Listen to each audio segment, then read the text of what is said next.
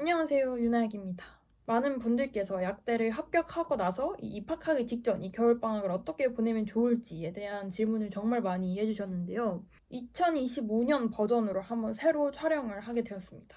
일단 저희 소개를 간단하게 하자면 저는 2022년 수능으로 약대를 합격을 했고 이제 4학년에 재학을 할 예정입니다. 이 영상에서는 이제 대학교를 입학하기 전에 좀 해두면 좋은 것들이 많잖아요. 뭐 시력 교정이라든지 운전면허라든지 많을 텐데 그중에서 약대 관련된 것들만 좀 다뤄보도록 하겠습니다. 제가 2년 전에 영상을 한번 촬영을 했었는데 그때 화원화투 생원 생투는 무조건 끝내고 오셔라 이렇게 말씀을 드렸던 적이 있는데 물론 지금도 아주 동일하게 생각을 하고요.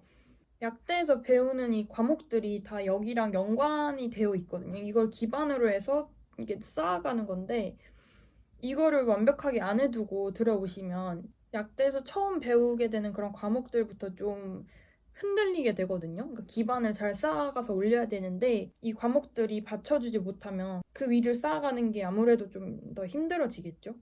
문제를 풀거나 뭐 수특, 수원 이런 걸 사서 풀 필요는 전혀 없고요. 그냥 딱 거기 나오는 내용들, 개념만 좀 알고 가시는 걸 아주 추천드리는 바입니다. 이걸 다 하고 오시면 약대에서 배울 때 훨씬 좀 수월할 것이다 라고 생각합니다. 이거랑 관련돼서 인스타로 되게 많은 질문들을 보내주셨더라고요. 같이 한번 읽어봅시다. 누님을 보며 약대를 꿈꿔온 2학번 신입생입니다. 화투, 생투 방학 동안 한번 하고 가는 게 나을까요? 이제 투 과목들은 고등학교 3학년 때 이제 주로 하게 되잖아요. 그때 화투, 생투를 이미 하고 가신 분들이면 이제 방학을 좀 더 자유롭게 즐기시면 좋을 것 같고 그때 한 번도 안 하셨던 분들이라면 예를 들어서 뭐 물투, 지투 이렇게 하신 분들이라면 방학 때 한 번 하고 들어가는 게 도움이 많이 될 것이라고 저는 생각을 합니다. 약간 수학이랑 느낌이 비슷한 게 수상 때 이제 다항식의 연산들, 함수를 그리고 이런 것들을 좀 배우고 나서 이제 차근차근 쌓아가면서 이제 미적분이라는 거를 이제 우리가 다루게 되잖아요. 이거랑 완전 똑같아요. 화원화 투, 생원, 생투를 기반으로 해서 일반 화학이랑 일반 생물학을 배우게 되고 그 위에 차근차근 약대에서 배우는 과목들이 많단 말이에요. 그래서 이 기본적인 이 과목들, 네 가지 과목들이 마스터되지 않은 상황이라면 그 위에 이렇게 쌓아나가기가 좀 더 힘들겠죠?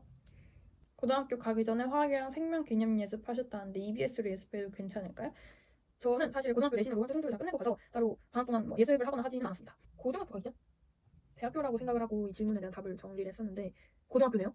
고등학교 가기 전에 저는 물화생을 다 했죠. 개념에서 끝났던 것은 아니고 기출문제도 다 좀 풀고 갔죠. EBS도 괜찮고 뭐 완자를 푸는 것도 괜찮고 처음이시라면 인강을 듣는 것도 괜찮고 학원을 다니는 것도 괜찮아요. 근데 처음이라면 현강을 조금 더 추천을 하긴 합니다. 이것도 공부 스타일에 따라서 다를 것 같긴 합니다. 방학 때 생투와투를 어떤 경로로 예습해가면 좋을지 궁금합니다. 제가 EBS에 들어가서 한번 찾아봤는데요. 개념 완성이라는 책이 있어요. 이 책이 되게 뭐랄까 내용도 생각보다 되게 자세하고 어떻게 보면 좀 지엽적이다라고 느껴질 수도 있지만 이제 대학교를 들어가기 전에 한번 훑어보는 느낌으로 좋을 것 같아요. 물론 이 강의들을 전부 다 들으면 너무 좋겠죠. 그렇지만 그럴 시간이 사실 좀 놀아야 되잖아요, 방학 동안에는. 근데 강의가 막 45개, 50개 이렇게 있더라고요. 문제풀이는 다 넘기면 한 절반 정도 남겠지만 현실적으로 좀 많긴 많으니까 그냥 책을 구매를 하셔서 그냥 이런 것들이 있구나 이렇게 한번 읽어만 보고 들어가셔도 정말 좋을 것 같습니다.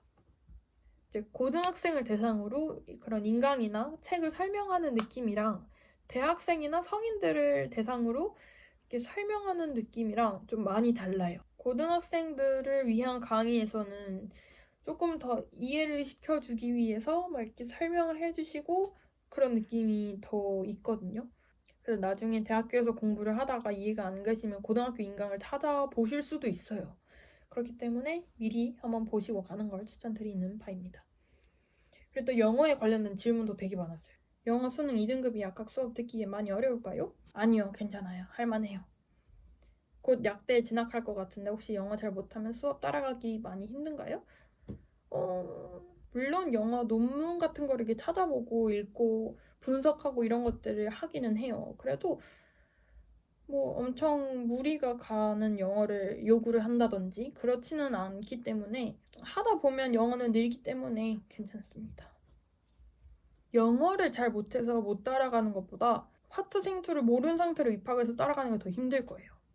공부에 관련된 질문들도 한번 읽어볼게요. 유기화학 암기 과목인가요? 어렵나요? 완전 다 암기 과목이고요. 근데 일단 저는 유기화학을 잘 못합니다. 유기화학이 이때까지 3년 동안 배운 과목 중에서 제일 힘들었고요.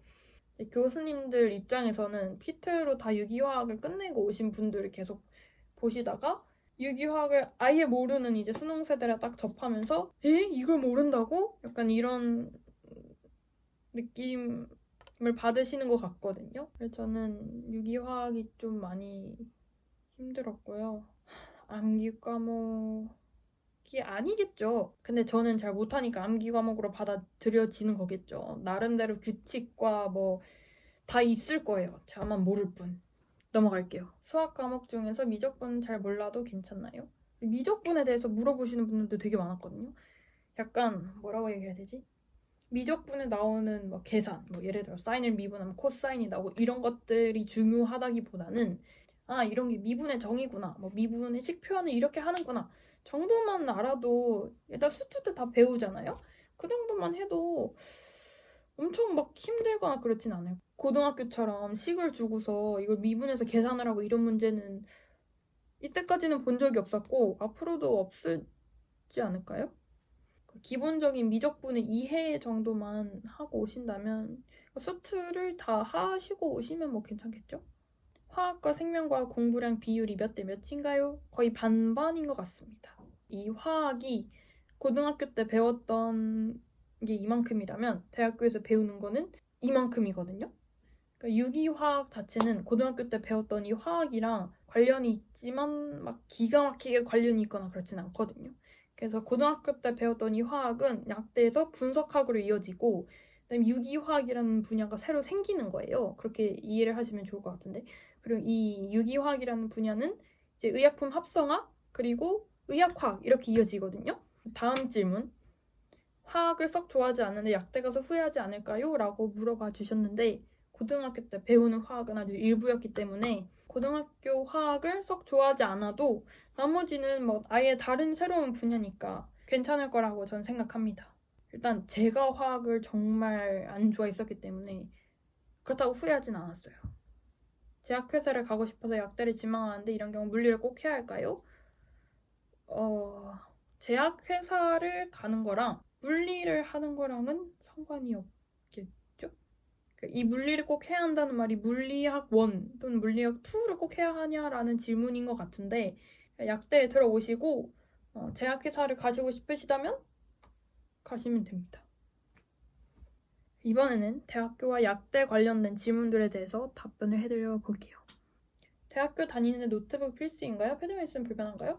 일단 패드는 무조건 있어야 한다고 생각을 하고요.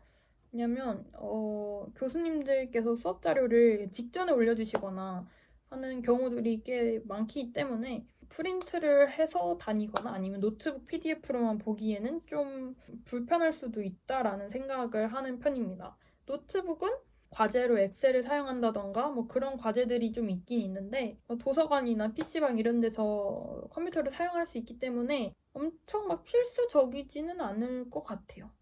교육과정이 약국에서 현장 실습하는 과정이 포함되어 있나요? 있습니다. 네. 약대 전망에 대해 어떻게 보시나요? 약대생 시점에서 봤을 때 어떤지 추천하는지 궁금해요. AI로 대체가 될 거다라는 말이 정말 많고 저도 좀 공감을 합니다. 뭐 대학 병원이나 이런 데에서도 약을 조제를 하는 로봇 이런 것들이 지금 사용되고 있고 막 그렇게 엄청나게 밝다라고만은 못하겠지만 약사를 필요로 하는 곳은 분명히 있을 거기 때문에 추천하는지 궁금해요. 근데 아직 제가 약사로서의 삶을 살아보지 않았기 때문에 저도 뭐 확실하게 어떻다라고 대답하기는 어려울 것 같습니다. 동아리 대외 활동 추천해주세요. 과 동아리 1개, 중동 1개는 꼭 하고 싶은데 약대 공부하는데 버거울까요? 윤혜영님은 동아리 몇 개 하셨나요? 저는 막 동아리를 많이 들고 막 사람들이랑 자주 만나고 이런 성격이 잘 아니기 때문에 동아리를 한 4개인가 했는데 유령 회원이었습니다. 그리고 제 친구 중에서 13개까지 하는 친구도 봤고요. 이 13개 동아리에 해당하는 모든 활동을 다 참여를 한다면 약대 공부하는데 버겁겠죠? 근데 약대 생활인데 하고 싶은 거는 다 즐겼으면 좋겠어요. 많이 해도 좋을 것 같아요, 저는. 고등학교 때처럼 한 문제 한 문제가 너무 막 소중하고 이거 틀리면 1등도 못 받고 이런 거 아니니까 좀 편안한 마음으로 대학 생활을 많이 즐기셨으면 좋겠습니다. 그리고 추천? 그리고 밴드부를 하는 친구들이 되게 많은데 멋있어 보이더라고요. 저는 타악기와 현악기에는 그닥 소질이 없어서 유령 회원으로 1년 동안 활동하다가 탈퇴를 하긴 했지만 되게 멋있어 보이더라고요. 춤 동아리도 제가 엄청 몸치거든요. 그래서 이 몸치를 조금 이겨내보고자 춤 동아리를 들어갔는데 유령 회원으로 또 있다가 탈퇴했습니다. 약대 신입생 꿀팁 있을까요? 공부 꿀팁이나 수업 빼먹기 꿀팁 이런 거를 생각을 하면 어떡하냐고 입학하기도 전에. 일단 신입생은 딱 한 번만 있는 거잖아요. 그 시기를 최대한 누리면서 과팅도 많이 나가보시고 이렇게 최대한 즐길 수 있으면 좋겠고요. 공부 꿀팁은 그 학문을 공부하는 거랑 시험을 잘 보는 거랑은 좀 다르잖아요.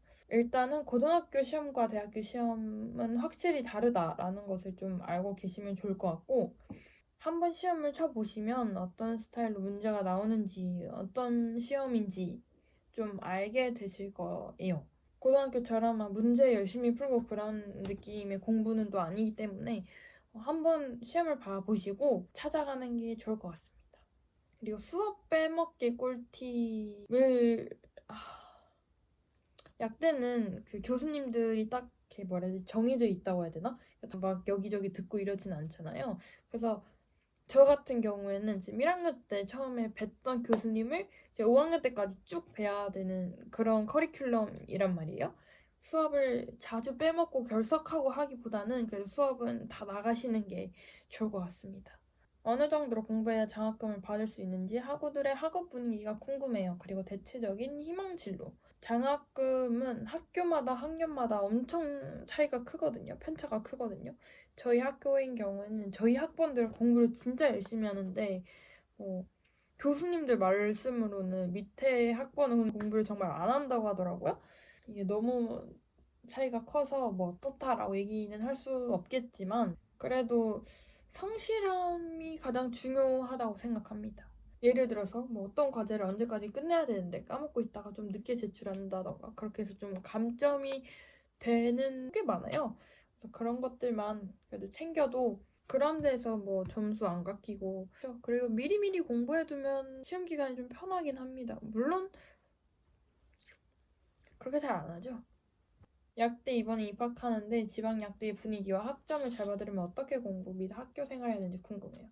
지방 약대 분위기라고 얘기를 하면 저는 대전 사람이고 이제 고등학교 시절 때 당연히 서울로 대학을 가겠지라는 이제 그 서울에 대한 환상을 가지고서 공부를 했는데 어째다 보니 지방 약대에 오게 되었고 학교가 시골입니다.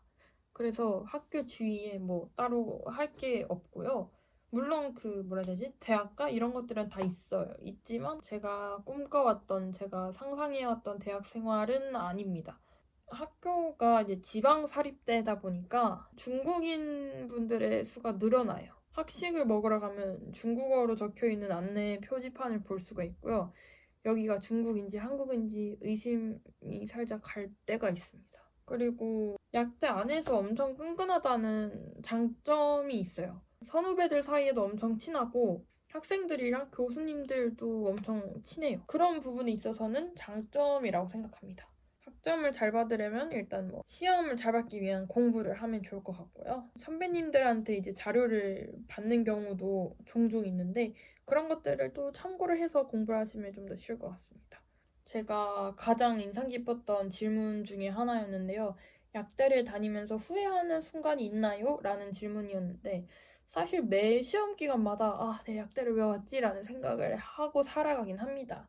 그렇지만 진심을 다해서 후회를 해본 적은 없고요. 저는 오히려 제가 약대를 다님으로써 누렸던 것들이 더 많다라고 생각을 했기 때문에, 물론 약대를 졸업을 하고 나서 약사가 될 수도 있지만 다른 길을 찾아서 새로운 도전을 한다던가 이런 것들에 대해서 스스로가 조금 더 적극적이게 된 것 같긴 해요. 그래서 저는 후회하지는 않습니다. 이렇게 해서 약대를 입학하기 전에 꼭 해야 할 것들, 그리고 인스타 무물로 받은 질문들에 대해서 좀 답변을 해보는 시간을 가졌는데요. 이거를 보고 계신 여러분들께서는 약대를 합격을 하신 거겠죠? 준비를 하시는 동안 정말 수고가 많으셨고 고생이 많으셨고요. 여러분들의 행복하고 즐겁고 알찬 약대 생활을 응원하겠습니다.